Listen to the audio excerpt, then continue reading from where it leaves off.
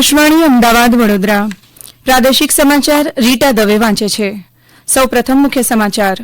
પ્રધાનમંત્રી નરેન્દ્ર મોદીએ કહ્યું છે કે ગુણવત્તાયુક્ત અને સરળ જીવન એ સરકારની ટોચની પ્રાથમિકતા છે. રાજકોટમાં પ્રધાનમંત્રીએ 2000 કરોડથી વધુના વિકાસ કામોના ખાતમુહૂર્ત તેમજ લોકાર્પણ કર્યા.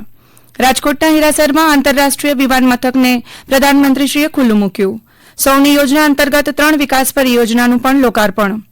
પ્રધાનમંત્રી નરેન્દ્ર મોદી આવતીકાલે મહાત્મા મંદિરમાં સેમિકોન ઇન્ડિયા પરિષદનો શુભારંભ કરાવશે. મુખ્યમંત્રી ભૂપેન્દ્ર પટેલના અધ્યક્ષસ્થાને આવતીકાલે લોકોના પ્રશ્નોના ઉકેલ માટેનો સ્વાગત ઓનલાઈન કાર્યક્રમ યોજાશે. નવી શિક્ષણ નીતિને 3 વર્ષ નિમિત્તે શૈક્ષણિક સંસ્થાઓમાં વિવિધ કાર્યક્રમોનું આયોજન. આગામી 2 દિવસ દરમિયાન દક્ષિણ ગુજરાતમાં કેટલાક સ્થળોએ ભારેથી અતિભારે વરસાદની આગાહી. સમાચાર વિગતવાર. પ્રધાનમંત્રી નરેન્દ્ર મોદીએ કહ્યું છે કે ગુણવત્તાયુક્ત અને સરળ જીવનને સરકાર સર્વોચ્ચ પ્રાથમિકતા આપે છે. રાજકોટમાં 2000 કરોડ રૂપિયાથી વધુના પ્રોજેક્ટનું ઉદ્ઘાટન અને શિલાન્યાસ કર્યા બાદ જાહેર સભાને સંબોધતા પ્રધાનમંત્રીએ કહ્યું કે સરકાર સુશાસનની બાંહેધરી સાથે આવી છે. કેન્દ્ર સરકાર વિવિધ લોકકેન્દ્રી પગલાં દ્વારા તમામ વર્ગોના લોકોના જીવનમાં સુધારા માટે અથાગ મહેનત કરી રહી છે. શ્રી મોદીએ કહ્યું કે છેલ્લા 9 વર્ષ દરમિયાન દેશમાં ગરીબીમાં નોંધપાત્ર ઘટાડો થયો છે. साथियों, बीते 9 वर्षों में केंद्र सरकार ने समाज के हर वर्ग हर क्षेत्र के जीवन को आसान बनाने के लिए काम किया है. हम गुड गवर्नेंस की सुशासन की गारंटी देकर आए हैं.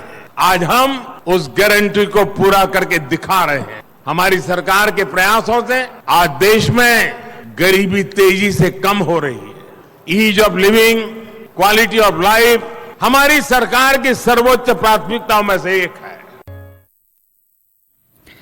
રાજકોટને ગુજરાતનું ગ્રોથ એન્જિન ગણાવતા શ્રી મોદીએ કહ્યું કે આ શહેર તેના સતત વિસ્તરી રહેલા ઓટોમોબાઈલ ઉદ્યોગના કારણે મિની જાપાન તરીકે ઉભરી રહ્યું છે.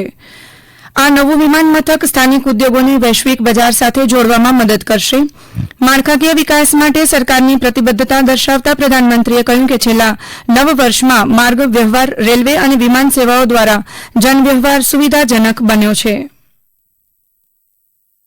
इस एयरपोर्ट से यात्रा में तो आसानी होगी ही, इस पूरे क्षेत्र के उद्योगों को भी बहुत लाभ होगा. और जब मैं मुख्यमंत्री था, शुरुआती दिन थे, ज्यादा अनुभव तो नहीं था, और एक बार मैंने कहा था ये तो मेरा मिनी जापान बन रहा है. तब बहुत लोगों ने मजाक उड़ाई थी मेरी, लेकिन आज वो शब्द आपने सच कर करके दिखा दिए. साथियों, यहाँ के किसानों के लिए भी अब फल सब्जियों को देश विदेश की मंडियों तक भेजना आसान हो जाएगा.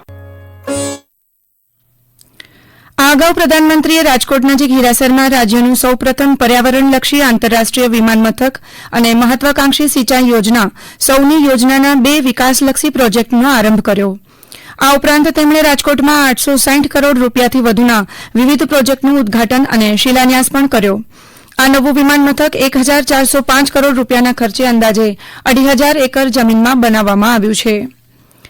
પ્રાસંગિક ઉદબોધનમાં મુખ્યમંત્રી ભૂપેન્દ્ર પટેલે જણાવ્યું કે રાજકોટનું આ નવું વિમાન મથક મોરબી, જામનગર, ભાવનગર અને રાજકોટ સહિતના સૌરાષ્ટ્રના સિરામિક, જહાજવાડા સહિત સૌરાષ્ટ્રના સ્થાનિક ઉદ્યોગોને વેપાર વિકાસની પૂરી તકો પાડશે. પાણી એ વિકાસનો આધાર છે તેમ જણાવતા મુખ્યમંત્રીએ કહ્યું કે સૌની યોજનાના લિંક 3ના પેકેજ 8 અને 9 થકી સૌરાષ્ટ્રના 95 ગામોને સિંચાઈ માટે નર્મદાના નીર મળશે, જ્યારે અંદાજિત 1 લાખ લોકોને પીવાનું પાણી મળશે. આ પ્રસંગે કેન્દ્રીય નાગરિક ઉડ્ડયન મંત્રી જ્યોતિરાદિત્ય સિંધિયાએ જણાવ્યું કે રાજકોટ ભારતનું ઉભરતું આર્થિક કેન્દ્ર બની રહ્યું છે. રાજકોટ વિમાન મથક પરની વિમાન સેવાઓ 2 ગણી થઈ છે અને આવનાર સમયમાં રાજકોટથી ઉદયપુર તથા ઇન્દોરની વિમાની સેવાઓ શરૂ થશે. પ્રધાનમંત્રી આવતીકાલે ગાંધીનગરના મહાત્મા મંદિર ખાતે સેમિકોન ઇન્ડિયા 2023 પરિષદનો શુભારંભ કરાવશે. આ પ્રસંગે દેશમાં સેમિકન્ડક્ટર ક્ષેત્રમાં રોકાણની તક અંગે રજૂઆત પણ કરવામાં આવશે. આ 3 દિવસીય કાર્યક્રમમાં semiconductor chip, display fab, chip design, assembling ક્ષેત્ર સાથે સંકળાયેલા તજજ્ઞો દ્વારા ચર્ચાસત્ર પણ યોજાશે. ઉલ્લેખનીય છે કે આ કાર્યક્રમમાં આ ક્ષેત્ર સાથે સંકળાયેલી જાણીતી કંપનીઓ ભાગ લેશે. આ પરિષદના ભાગરૂપે આગામી 30 તારીખ સુધી યોજાઈ પ્રદર્શનમાં 80 અગ્રણી કંપનીઓનું પ્રતિનિધિત્વ કરતા લગભગ 150 સ્ટોલ છે. તેમની નવીનતાઓ અને ઉત્પાદનોનું તેઓ પ્રદર્શન કરી રહ્યા છે. તેમાં પુરવઠા શૃંખલા, સંકલિત ઉપકરણ, ઉત્પાદકો અને સ્થાનિક મુખ્ય કંપનીઓનો સમાવેશ થાય છે. મહાત્મા મંદિર ગાંધીનગર ખાતે આયોજિત આ પ્રદર્શનમાં આજે રાજ્યના નાણામંત્રી કનુભાઈ દેસાઈ, સહકાર મંત્રી જગદીશ વિશ્વકર્મા તેમજ અન્ય મંત્રીઓએ મુલાકાત લીધી હતી તેમજ આવતીકાલે યોજાનાર સમાપન સમારોહની પૂર્વ તૈયારીઓનું નિરીક્ષણ પણ કર્યું હતું. આ સમાચાર આપ આકાશવાણીના અમદાવાદ વડોદરા કેન્દ્ર પરથી સાંભળી રહ્યા છો. વધુ સમાચાર આપ અમારી વેબસાઇટ newsonair.gov.in/ગુજરાતી પર વાંચી શકશો. પ્રધાનમંત્રી નરેન્દ્ર મોદી આ રવિવાર 30મી જુલાઈએ સવારે 11 વાગે આકાશવાણી પરથી પ્રસારિત થનાર મન કી બાત કાર્યક્રમમાં વિવિધ વિષયો ઉપર તેમના વિચારો રજૂ કરશે. આકાશવાણી પરથી હિન્દી પ્રસારણ બાદ તરત જ પ્રાદેશિક ભાષાઓમાં તેનું ભાવાનુવાદનું પ્રસારણ કરવામાં આવશે. એવી જ રીતે આજે રાત્રે 8 વાગે આકાશવાણીના કેન્દ્રો પરથી મન કી બાત કાર્યક્રમના પ્રાદેશિક ભાષાઓમાં ભાવાનુવાદનું પુનઃ પ્રસારણ કરવામાં આવશે. આ કાર્યક્રમ આકાશવાણી અને દૂરદર્શનના તમામ નેટવર્ક, આકાશવાણી વેબસાઇટ અને news on air mobile app પર પ્રસારિત કરવામાં આવશે. ઉપરાંત આકાશવાણી, ડીડી ન્યૂઝ, પીએમઓ અને માહિતી અને પ્રસારણ મંત્રાલયની યુટ્યુબ ચેનલો પર પણ તેનું જીવંત પ્રસારણ કરવામાં આવશે. મુખ્યમંત્રી ભૂપેન્દ્ર પટેલની ઉપસ્થિતિમાં જુલાઈ માસનું રાજ્યકક્ષાનું સ્વાગત ઓનલાઈન જન ફરિયાદ નિવારણ કાર્યક્રમ આવતીકાલે યોજાશે. મુખ્યમંત્રી આવતીકાલે બપોરે 3:30 વાગે તેમાં ઉપસ્થિત રહેશે અને નાગરિકોની રજૂઆતો સાંભળશે. સામાન્ય નાગરિકો કે અરજદારો આ સ્વાગત કાર્યક્રમ માટે આવતીકાલે સવારે મુખ્યમંત્રીશ્રીના જનસંપર્ક એકમમાં રૂબરૂ રજૂઆત કરી શકશે. રાષ્ટ્રીય શિક્ષણ નીતિ 2020ના 3 વર્ષ પૂર્ણ થતાં રાજ્યભરમાં જુદા જુદા સ્થળોએ પત્રકાર પરિષદનું આયોજન કરવામાં આવી રહ્યું છે. મહીસાગર જિલ્લાના જવાહર નવોદય વિદ્યાલય બાલાસિનોર ખાતે યોજાયેલ એક પત્રકાર પરિષદમાં પ્રિન્ટ અને ઇલેક્ટ્રોનિક્સ મીડિયાના તમામ પત્રકારો ઉપસ્થિત રહ્યા હતા. વિદ્યાલય સંકુલમાં વૃક્ષારોપણનું પણ આયોજન કરવામાં આવેલું. સુરતની કેન્દ્રીય વિદ્યાલય ખાતે આયોજિત પત્રકાર પરિષદમાં વિદ્યાલયના પ્રાચાર્ય યશદીપ રોહિલ્લાએ નવી શિક્ષણ નીતિની જાણકારી આપી હતી. મીડિયા સાથે સંવાદ કરતા તેમણે જણાવ્યું કે શિક્ષણ નીતિથી વિદ્યાર્થીઓમાં દક્ષતા કેળવાય અને અનુભવ આધારિત શિક્ષણ મળે તેના પર ધ્યાન કેન્દ્રિત કરવામાં આવ્યું છે. ઉલ્લેખનીય છે કે બાળકોને ગુણવત્તાસભર શિક્ષણ મળી રહે તેમજ દેશ અને વિશ્વમાં તેમની કુશળતા થકી પ્રગતિ સાધી શકે તે માટે નવી શિક્ષણ નીતિ 2020 ઘડવામાં આવેલ છે.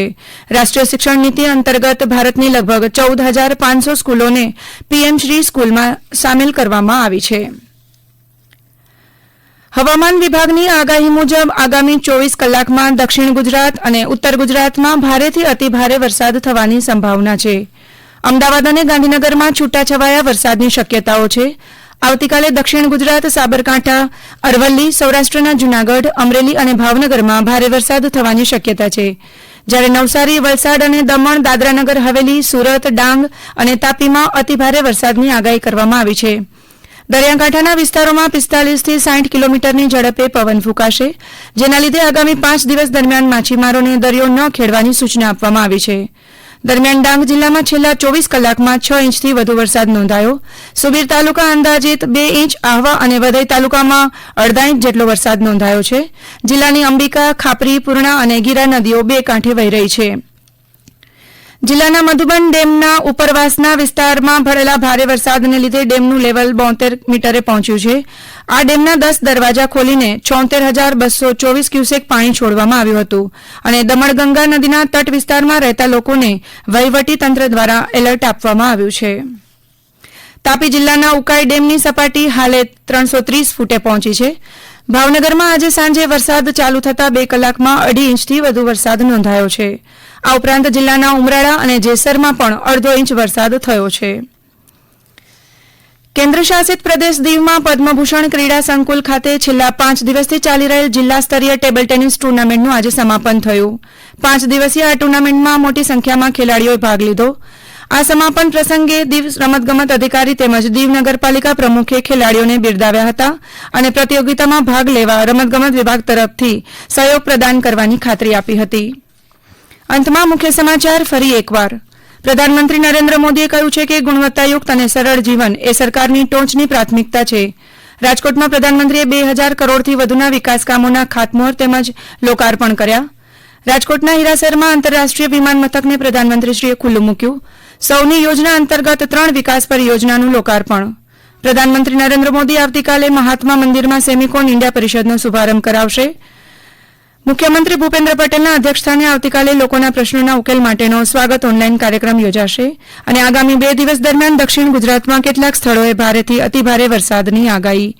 આ સાથે જ આકાશવાણીના અમદાવાદ વડોદરા કેન્દ્ર પરથી પ્રાદેશિક સમાચાર પૂરા થયા.